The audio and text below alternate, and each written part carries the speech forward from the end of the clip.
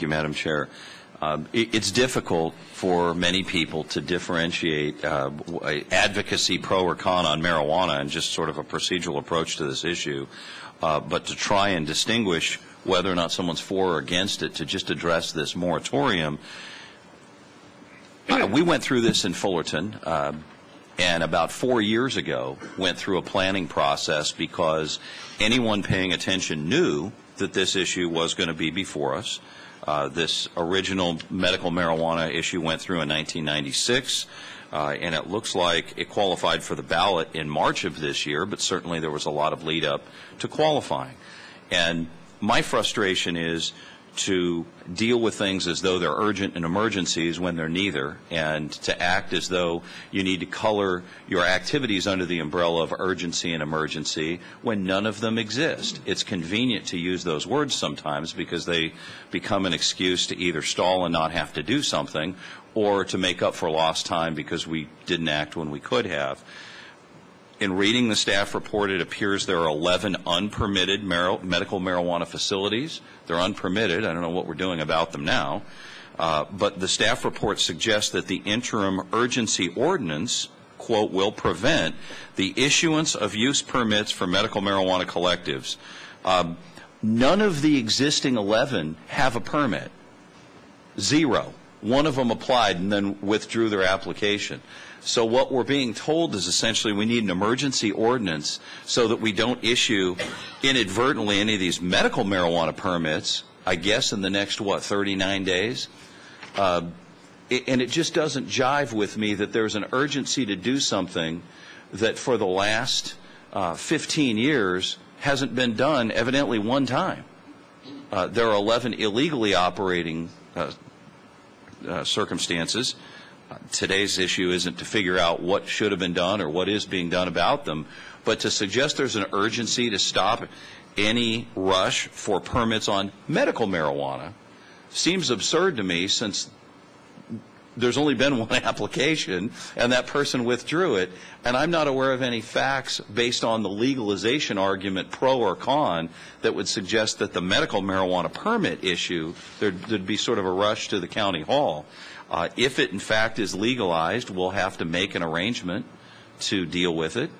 We have very capable people here, and I have confidence in my colleagues, and I don't know that an emergency ordinance or an urgency ordinance is a realistic approach.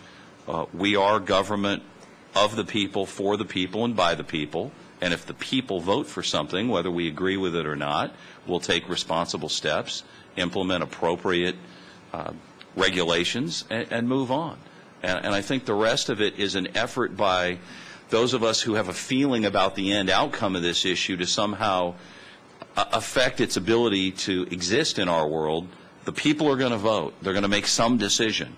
And whether we like that decision or not, our responsibility is just to respond, just like if the speed limit were increased or anything else. There's no urgency here. That's a convenient word, but it's a misleading word. And without getting into the pros and cons of the issue of marijuana, legal or otherwise, there's no reason to issue urgency ordinances, and I will be opposed for that reason. And members of the board, we know this is a tough subject. But let me just share that there is a lot of inconsistency when you think that the law itself is inconsistent with federal law. Many of the cities in Orange County that have taken a prohibition approach to this have basically made their entire argument that it's contrary to federal law.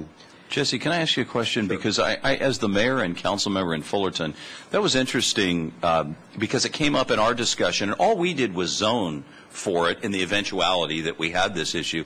Can you name one federal law, other than evidently this one, that local police departments enforce on a regular basis? Because no, our police chief couldn't either. Right. It just seemed like this effort is, I need to go find some fact that backs me up, so I'm going to go dig in and come up with anything I can. Local police agencies don't enforce federal law.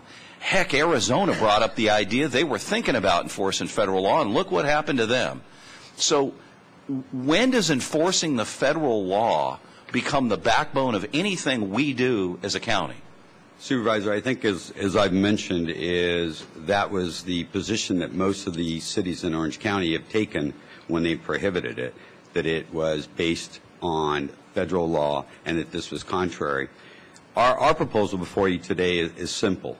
We want to look at the land use implications of siting or not siting these facilities within our unincorporated areas. We currently have, as has been stated, 11 unpermitted facilities in Orange County. We believe that the compassionate law wasn't very clear in 1996.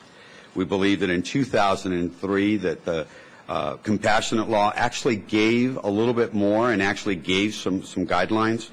The intent of SB 420 was to focus on not-for-profit sales. And the only thing I was going to add is we do have established ordinances for locating liquor stores, which, at least in Supervisor Bates' example, was beneficial at one point in preventing a controversial store from opening. So it'd be helpful to see what those requirements are, because maybe they're just what we would need. The other item that hasn't received a whole lot of attention, but is important, is if in fact this were to pass, and we'll know by November 9th, there is a taxation issue also involved, and someone knows more about taxation of these type products than me, but we should probably consider that there's going to be ambiguity for some time and take a leadership role, be aggressive, and look for what it is that we would do to tax it and what some alternatives are, so that we can at least discuss it at that time. If we need to give staff direction to develop a taxation policy, some understanding of which direction to march would probably be helpful.